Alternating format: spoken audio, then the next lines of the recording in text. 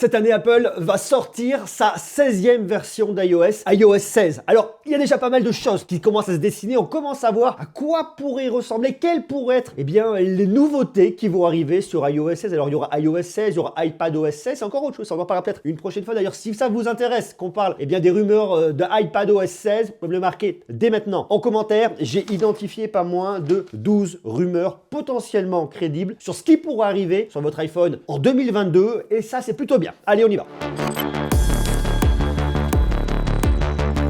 Et bah ouais, en 2022, pourquoi? Parce que normalement, on devrait retrouver la grande conférence des développeurs, la WWDC, qui serait présentée au mois de juin 2022, si Apple reste sur le même calendrier que les années précédentes, dans laquelle sera présentée bien évidemment, toutes ces nouveautés software et notamment iOS, qui est un peu, je dirais, l'annonce phare de cette WWDC. Alors avant d'avoir toutes ces annonces officialisées au mois de juin 2022, ça nous laisse encore un petit peu de temps pour essayer de voir, entreapercevoir ce qu'Apple pourrait faire et là où est-ce qu'il pourrait aller. Si vous êtes un utilisateur d'iPhone, vous êtes probablement déjà habitué à iOS 15 et toutes ces versions qui sont arrivées derrière et qui continueront à arriver avec toutes les mises à jour et les nouvelles fonctionnalités qui arrivent à chaque fois et qui sont vraiment intéressantes. Alors, il y a plein de choses qui devraient arriver sur iOS 16. Plein de choses. Alors, je trouve, sur le papier, ça me paraît assez séduisant. Il y a des choses auxquelles je crois, d'autres un petit peu moins. Mais avant toute chose, je vous invite à venir vous abonner. Vous abonner, oui, pourquoi? Eh bien, pour tout savoir sur l'actu tech, tout connaître, que ce soit des tests produits, des rumeurs comme ça, des news. On se fait plein de choses, des guides d'achat, des tutos, des astuces. Donc, je vous invite à cliquer sur le bouton rouge si ce n'est pas déjà fait. Et si vous êtes déjà abonné, actionnez la cloche pour être notifié dès qu'une prochaine vidéo arrivera. Et croyez-moi, des vidéos, il y en a un paquet, il y en aura encore plein d'autres. Donc ça, c'est une bonne nouvelle. Donc on y va, on clique, on actionne la cloche et ça, c'est chouette. On commence tout de suite par la toute première fuite. C'est une fuite qui nous fait état d'un nouveau design. Alors on s'y attend un petit peu, effectivement, à ce qu'il y ait quelque chose qui soit un petit peu retravaillé. Mais souvenez-vous, et je ne sais pas si vous l'avez vu ma vidéo où je vous parle des rumeurs de l'iPhone 14, on nous annonce qu'Apple ne mettrait plus d'encoche. En tout cas, pas comme ils le font actuellement avec ses iPhones, même si effectivement, avec les iPhone 13, on voit que l'encoche a diminué sur les côtés pour venir un peu plus petite. Néanmoins, il reste quand même cette grande encoche en haut des iPhones. Et là, a priori, cette encoche, regardez, c'est quand même un petit peu grand, elle pourrait complètement disparaître. On aurait un tout petit trou et puis à côté, une petite bulle dans laquelle on retrouverait le système de Face ID. Alors ça, c'est dans ma vidéo de rumeur. Allez la voir si vous ne l'avez pas déjà vu. Du coup, il faudrait une intégration logicielle pour permettre ce nouvel affichage, permettre que la partie écran utilisable aille un peu plus haut. Et bien, c'est ce que viendrait faire notamment ici iOS 16 avec cette nouveauté qui serait vraiment chouette. Ils en profiteraient également pour venir redesigner un petit peu les icônes présentes sur leur iPhone. Alors ça, c'est un truc qui est déjà annoncé depuis un petit moment. Hein. On nous annonce effectivement des icônes proches de macOS Big Sur à voir. En tout cas, ça me paraît assez logique de voir l'écran qui aille tout en haut si cette encoche effectivement est supprimée. En tout cas, ça me semble être assez normal et très crédible. Et puis bien évidemment, donner un petit coup de frais aux icônes, ça me paraît aussi assez normal. Donc ça, on en parlera bien évidemment plus tard. Alors deuxième point, deuxième fuite qui est assez intéressante, deuxième rumeur qui est assez intéressante. Une fois de plus, si vous avez regardé ma vidéo sur les rumeurs de l'iPhone 14, eh bien je vous ai annoncé que Apple travaillerait sur un système pour pouvoir envoyer un message d'urgence lorsque vous n'auriez pas de réseau. Ça marcherait comment? Ça marcherait en passant par le satellite. Donc votre téléphone se connecterait au satellite et enverrait un SMS au service d'urgence et à vos contacts également. Il y a quelques contacts que vous aurez sélectionnés en leur donnant vos coordonnées GPS bien évidemment. Ça, il faut aussi l'intégrer d'un point de vue logiciel et croyez-moi, ça y a quand même un petit peu de taf. Ça me paraîtrait pas mal effectivement de se dire ok. Apple veut toujours aller plus loin en termes de sécurité, que ce soit sur de la sécurité de la donnée privée ou alors sur la sécurité de ses utilisateurs. Donc aller sécuriser son utilisateur tout en se disant écoutez, vous pouvez avoir un problème lorsque vous êtes dans un endroit où vous n'avez pas de réseau, comment vous pouvez faire? Eh bien nous on vous assure que quel que soit l'endroit sur la planète où vous allez être, eh bien vous aurez toujours la possibilité d'appeler les secours si vous avez un problème. Donc ça c'est bien. Bon après il leur faut le temps pour arriver, mais ça c'est une autre histoire. Et la troisième rumeur qui va dans ce sens-là, je vous en ai également parlé dans la vidéo sur l'iPhone 14, eh bien c'est la détection d'accident. Si vous avez un accident, eh bien votre iPhone vous demandera si ça va et si vous ne répondez pas, qu'est-ce qu'il fera? Eh bien il appellera les services d'urgence, il appellera les secours. Et ça il faut aussi l'intégrer d'un point de vue logiciel. Ça fonctionnera avec votre accéléromètre, probablement avec votre gyroscope, mais ça demande aussi un très gros travail de la part d'Apple pour venir développer cette solution. Et une fois de plus, ça va dans l'idée de la sécurité, que Apple vous sécurise avec votre iPhone. Vous avez effectivement un compagnon intelligent, mais en plus de ça, qui vient vraiment vous assister et vous aider dans les moments difficiles de la vie. Et en tout cas, ça me semble être assez logique. Alors quatrième point qui est intéressant, j'y crois un petit peu moins, mais je trouve assez intéressant, Apple travaillerait sur la sortie d'un casque de réalité virtuelle, réalité augmentée. augmentée, pourquoi pas de la réalité mixte. Alors on nous annonce que potentiellement en 2022 ça pourrait commencer à arriver et que du coup Apple travaillerait sur de la réalité augmentée plus sur son iPhone. Je veux bien croire à ça, je sais que Tim Cook croit davantage en la réalité augmentée plus que de la réalité virtuelle qui va plus enfermer les gens, mais force est de constater qu'avec toutes les annonces qui ont été faites cette année sur le lancement du métaverse, Apple est obligé de commencer à annoncer des choses, commencer à se positionner, même si j'imagine que derrière ils travaillent depuis un petit moment. Donc l'arrivée potentielle d'un casque d'Apple là-dessus pour pouvoir se connecter au métaverse, alors on rappelle en quelques secondes, hein, le métaverse c'est quoi? Eh bien c'est une nouvelle interface pour vous connecter à Internet, vous n'auriez pas votre navigateur Internet où vous venez naviguer sur votre ordinateur un peu classiquement, vous l'auriez au travers d'un casque de réalité virtuelle ou de réalité augmentée pour pouvoir vous connecter de façon plus immersive au web, pour pouvoir venir naviguer, avoir du divertissement et des infos. Ça ferait un truc plus intéressant et plus immersif. On se parle de quelque chose dans l'horizon de 5 à 10 ans. On est vraiment tranquille, on a relativement le temps là-dessus, mais Apple commence à travailler dessus. Alors je ne crois pas qu'Apple annonce tout de suite un casque, que ce soit de réalité virtuelle ou de réalité augmentée, parce que le métaverse n'est pas encore arrivé et on sait qu'Apple prend en règle générale son temps. Donc ça j'y crois assez peu. Par contre, qu'ils viennent intégrer de nouvelles fonctionnalités de réalité augmentée, j'y crois davantage et pourquoi pas pour des usages à destination des professionnels. On verra bien évidemment tout ça au mois de juin. Alors la cinquième rumeur, elle m'intéresse et j'y crois davantage, c'est ce qu'on appellera le widget interactif. Alors regardez, je vous montre ça, c'est une photo qui circule sur le web qui vous montre ce que pourrait être ce widget interactif. Alors ça serait une capture d'écran d'iOS 16 en cours de développement. Donc on y va tranquille. On voit que c'est le leaker qui s'appelle Leaks Apple Pro qui l'a publié. Ben oui, il a mis son nom partout, ça me paraît assez logique. Alors qu'est-ce qu'on voit ici? On sait que les widgets sont arrivés il y a quelques temps sur iOS. Et là, ça serait un regroupement de widgets par catégorie. Ok, est-ce que ça a un sens? Pourquoi pas? Regardez, on voit effectivement ici, alors ils nous ont mis des infos chaque.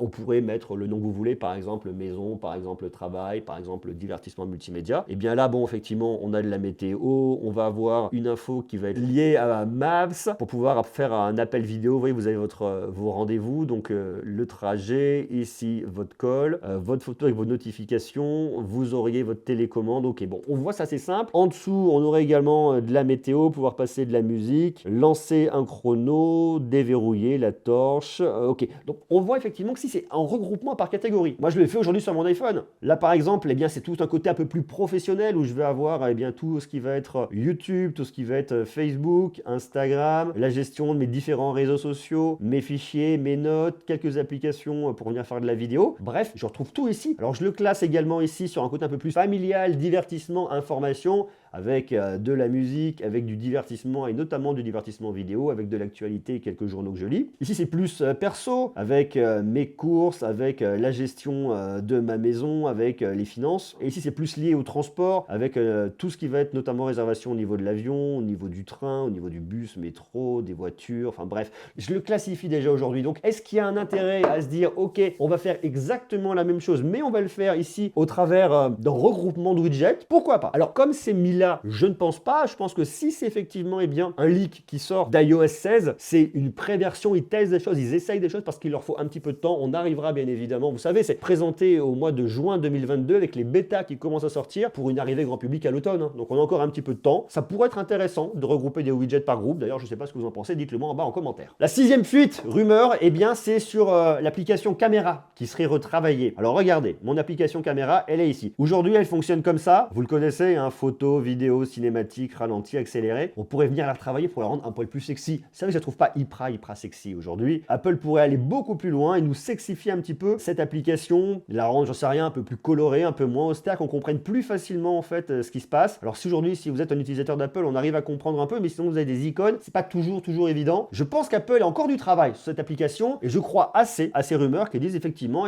qu'Apple viendrait améliorer, optimiser toute l'expérience logicielle sur la partie photo. En tout cas, ça me semble assez logique. La huitième rumeur, c'est des quick notes, des notes rapides. Vous l'avez aujourd'hui sur votre Mac, vous venez sur le côté, vous voyez en bas là, vous avez la petite note là qui a envie d'arriver, vous appuyez dessus et hop, vous avez une petite note qui s'ouvre, vous pouvez commencer à travailler. Donc ça, on l'a ici et c'est vachement bien, mais il nous manque ces petites quick notes sur son iPhone. Alors j'aimerais bien, peut-être, je sais pas, en allant chercher un petit slide sur le côté, vous viendriez naviguer, vous feriez un petit slide, j'en sais rien, en bas à droite pour avoir votre quick note. Je trouve ça vachement bien parce que moi j'utilise beaucoup les notes. Lorsque tiens, j'ai une idée, hop, petite note rapide, alors faut que j'aille dans mon application notes, je dois appuyer dessus, je dois l'ouvrir, ça prend un certain temps. Donc ça paraîtrait vraiment bien et en termes de productivité d'avoir accès à vos notes très rapidement. La 8e rumeur, c'est une application qui arriverait qui s'appellerait AirThings. Les choses AirThings. Pourquoi? Ça viendrait regrouper deux choses principales. Eh bien, la gestion de vos appareils connectés Apple, notamment vos AirPods. Aujourd'hui, pour piloter vos AirPods, vous faites quoi? Vous allez dans votre Bluetooth et vous pouvez venir commander vos AirPods. C'est pas mal, mais on pourrait faire mieux. On pourrait en tout cas imaginer une application dédiée telle qu'on peut le retrouver sur Android ou ici même sur iOS avec par exemple, vous voyez, les applications Galaxy Buds, JBL, Surface Audio ou encore Marshall. Donc il y a un vrai sens. Et en plus, vous pourriez piloter quoi? Eh bien vos AirTags, parce que pour piloter vos AirTags, vous êtes dans l'application localisée. Vous auriez donc une seule application qui viendrait piloter vos objets connectés à votre iPhone et ça me paraîtrait vraiment aller dans le bon sens. Donc ça, j'y crois beaucoup. En tout cas, je le souhaite beaucoup. La 9e rumeur, la 9e info, c'est un centre de contrôle qui serait revu et corrigé. Le centre de contrôle, c'est vrai qu'il est pas mal. On peut venir le personnaliser, rajouter des icônes, supprimer des icônes. Mais là, on viendrait rajouter sur le dessus une partie multitâche. Vous aurez toutes vos applications ouvertes pour pouvoir naviguer rapidement dedans, aller sur une app si vous le souhaitiez. On viendrait un peu regrouper un combo et pourquoi pas venir lancer un multitâche très rapidement à partir du centre de contrôle. Bon, pourquoi pas? Ce que je veux bien croire effectivement ici, c'est que le centre de contrôle, il demande à être vu, il demande à évoluer, peut-être en regroupant des applications, peut-être en ayant des groupes d'applications, je ne sais pas, peut-être en allant plus loin. C'est pareil, c'est assez fonctionnel, mais on peut faire mieux. La deuxième fuite, c'est sur l'écran de verrouillage. L'écran de verrouillage tel que vous l'avez actuellement, ok, il est pas mal, mais on peut aller un peu plus loin. Il y a une rumeur qui fait état d'une nouvelle fonctionnalité qui arriverait, alors attendez, j'ai le nom exact, elle s'appellerait Siri Reply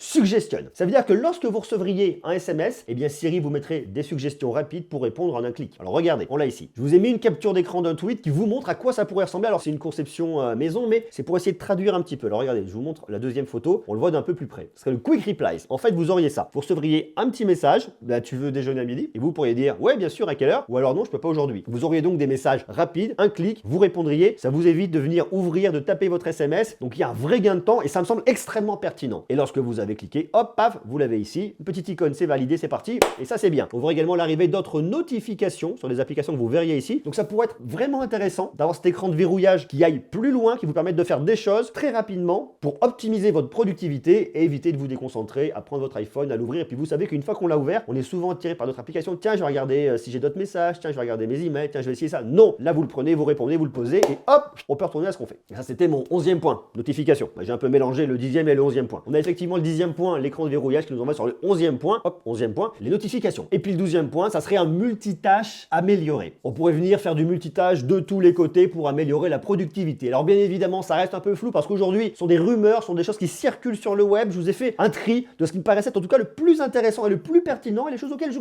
crois davantage. On verra maintenant tout ça au mois de juin 2022 à la WWDC. On en parlera bien évidemment, la WWDC. Donc je vous invite dès aujourd'hui, une fois de plus, à venir vous abonner si ce n'est pas déjà fait pour tout savoir sur les nouveautés d'Apple et notamment la WWDC. D'ici là, portez-vous bien, je vous embrasse, de gros bisous, de gros becs, et à très vite. Ciao.